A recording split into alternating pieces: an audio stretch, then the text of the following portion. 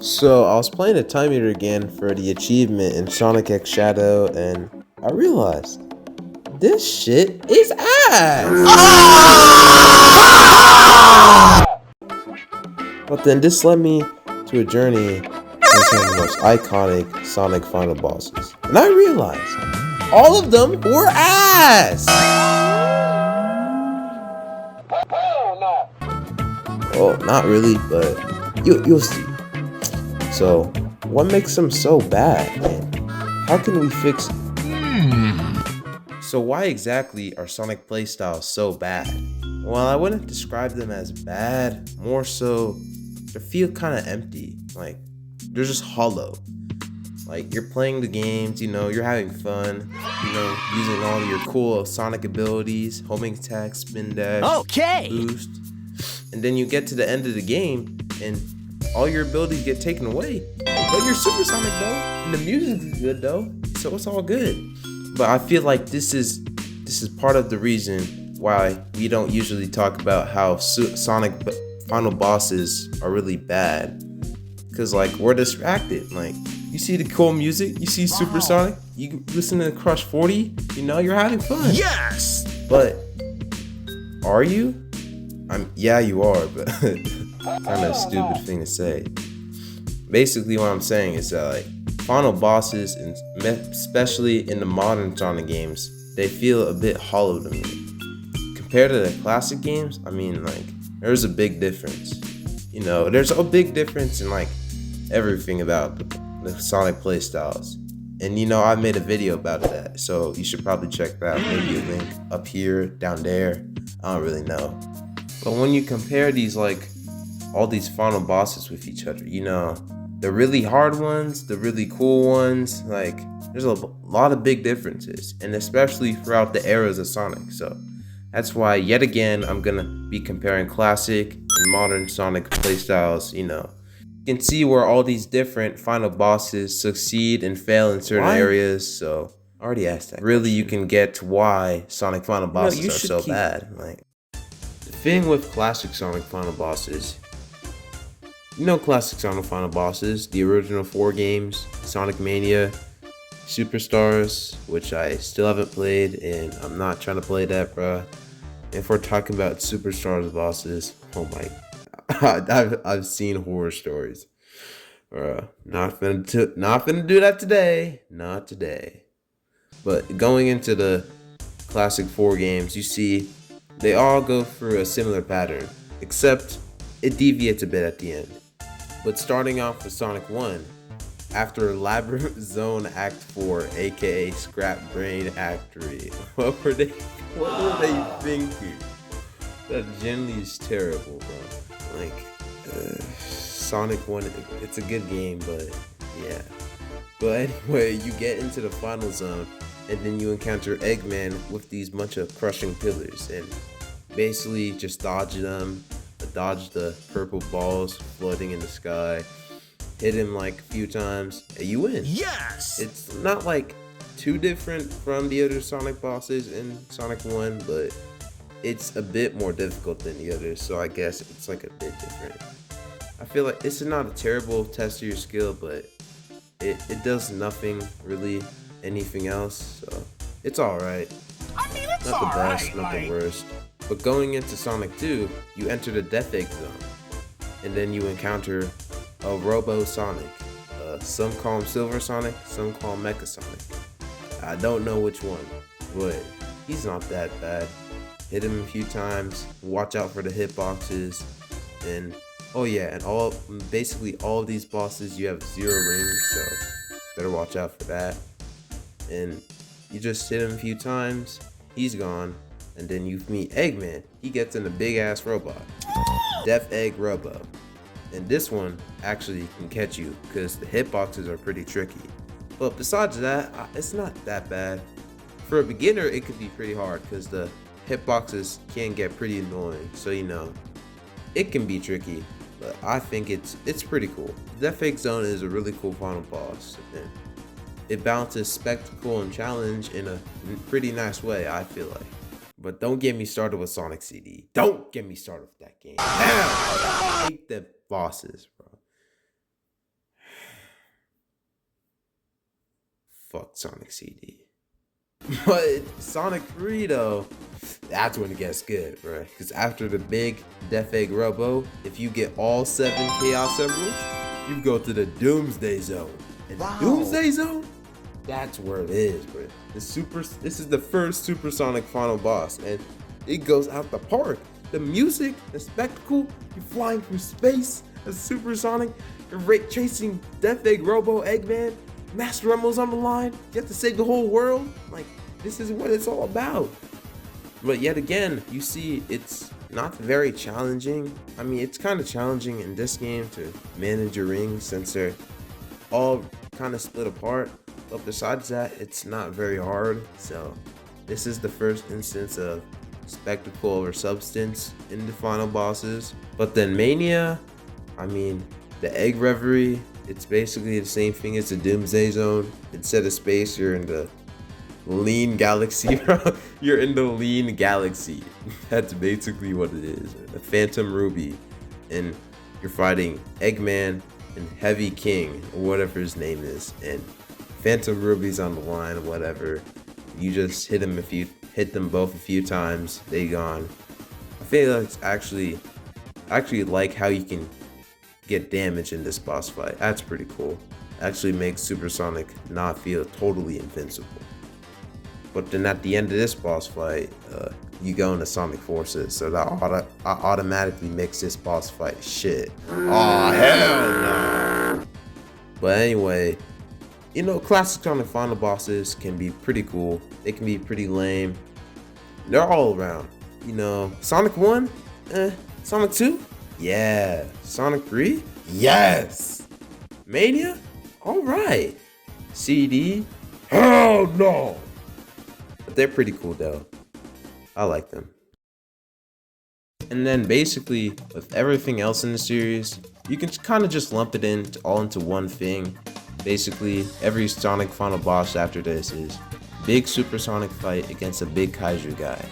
You know, Adventure 2, Heroes, 06, Shadow, Unleashed, Gens, I mean, Forces kinda, Frontiers, like so many games for all this. And you know, wow, it starts out really good. Sonic Adventure, I like the perfect chaos boss fight. I like you having to maintain your speed and dodge the obstacles. It's not the hardest thing ever. But the music though, bro, open your heart. Yes! Crush 40, oh my god, they did so good. Like, Crush 40 kills it on this every time. Kills it every time, bro. Open your heart. Look out! Like, so good, bro. It's so good. But then Sonic Adventure 2, you know, there's the Bio Lizard, Final Hazard, Sonic and Shadow have to stop the Ark from colliding on Earth. Like, that's such a cool cinematic. And you live and learn too. I'm just gushing so much over this. Like, it just tells you how fun and how cool these are. Like, they're cinematic. They're like climactic. But like on a gameplay level, it's not the best.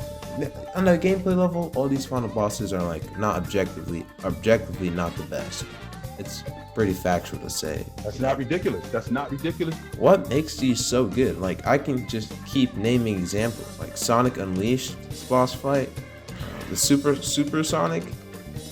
Actually, it's not a good example. I kind of hate that boss fight, but that's like a whole different thing. Then there's Shadow Gens. I mean, I like that boss fight.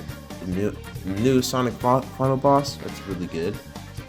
Then there's Frontiers, both of their final bosses. The original one, which is wait, I forgot about the original Sonic Frontiers final boss. Oh my goodness, bro.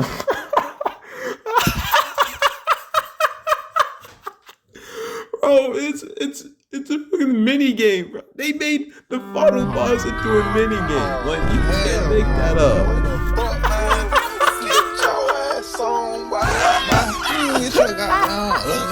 They made it into a last mini game, bro. Bro, they needed to make Final Horizons, bro. Bro, Frontiers is never letting down that original final boss, bro. But anyway, all these Sonic final bosses, you know, the big Super Kaiju, like they're all so cinematic. Like so many good music tracks come from these. Open Your Heart, Live and Learn, What I Made Of, His World Orchestral, Night of, is it With Me? Yeah, it's With Me, not Night of the Wind. You know, what's the one for Secret Rings? I haven't played that one. See, I wouldn't know. Then there's actually Jen's music, so he asked. No. Then there's All Hail Shadow, the remix for Shadow Gens. I like that remix personally. Then there's I'm Here for Frontiers. Shh. Bro. The music never misses. The music never misses. Like, oh my goodness. Oh my god. These endings are so good. And that's what I'm saying though. Like, you feel good when you're playing them, but that's to distract you from the actual lack of any good gameplay. Like, all the gameplay is just like boost, hit the weak spot, Sonic, hit the weak spot, Shadow. You have to, I'll buy some time for you. Like, it's all the same thing. It's not necessarily terrible, but it's just bad game design for like the final boss. It's actually supposed to challenge your skills and abilities, you know. But you wonder, how could you fix these final bosses? When you ask how to fix Sonic final bosses, the solution is simple. Just incorporate actual Sonic gameplay into them. Like, you're playing this entire game, you're learning these skills and abilities. Like Sonic Adventure 2, bro, if you could, like, if there's a final boss and you had to use the light speed dash, the bounce, like every ability you gained over playing the game, like, it actually feel like all these skills were finally worth it and they paid off in the big final climactic boss. But a game that actually does this well is Sonic Unleashed. You know, in the first phase of Sonic Unleashed final boss, Dark Gaia, there's one part of it that's actually terrible. Like, generally I hate the chip part where you're just floating up to it. That is terrible. It's generally atrocious. Like, who made it? Why is it so slow? And then you see the big wind up QTE, bro. They go like, why is he doing all that? There's no need to be doing all that, man. But anyway, like, after the QTE part with Chip, you have to do a section with Sonic. And these sections are actually good. Like, they're challenging, they're short, but they feel like they're actually paying off the abilities. You use light dash, stomp, slide, everything in your arsenal. Quick step. It all feels like all these abilities you learn, they're finally coming ahead in this big climactic final showdown. You know, and Frontiers also kind of did this too. Like, you're playing the supersonic style throughout the whole game, so you actually could get used to playing as the supersonic style. So there are a few games that kind of do this well, but then most games, they're either really boring or really cool, and you just can't notice it because it's so, like, peak. Yeah, it's just so good. It's too good that you just don't notice that you're really doing nothing. You're just hitting the guy 4 times and then he's gone. End of the game. See you next year. In conclusion, Sonic final bosses can be a lot of things. They can be really fun, they can be cinematic, they can be challenging, but have they ever been all 3? I don't think so. And that's what we need to get. We need to get a good balance of a cinematic boss fight, you know, with the cool music, cool supersonic. But you need also a balance. You need to have actual gameplay in the middle. Like what if there's like a concept of, like, you're in supersonic, but then you run out of rings, but you don't just die. You have to actually build up rings while dodging the enemy's attacks. Like, I feel like if it was executed well, that would be a fun way to actually test you on your skills and stuff. But with the next big Sonic game seeming like it's coming next year, we can wait and see if Sonic final bosses improve from where they at. And they're not at a terrible spot like Shadow Gens, Final Horizons, but I feel like they can improve. They can improve a lot. Let me not get into the whole let me not get into that whole discussion. But hey, Hey, Sonic Final Bosses is cool. Hey, and Crush 40? I might go on that tour though, low key, bro. It gave me thinking about that tour, listening to all that music. Shh. I'm with the velocity, show you what I'm made of. Let me show you just what I'm made of now.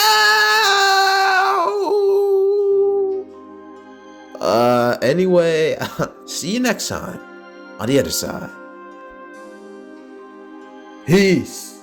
Hey, if you like this video, or if you've been liking this video and you've seen other videos on my channel, I feel like it'd be a pretty good idea to, like and subscribe.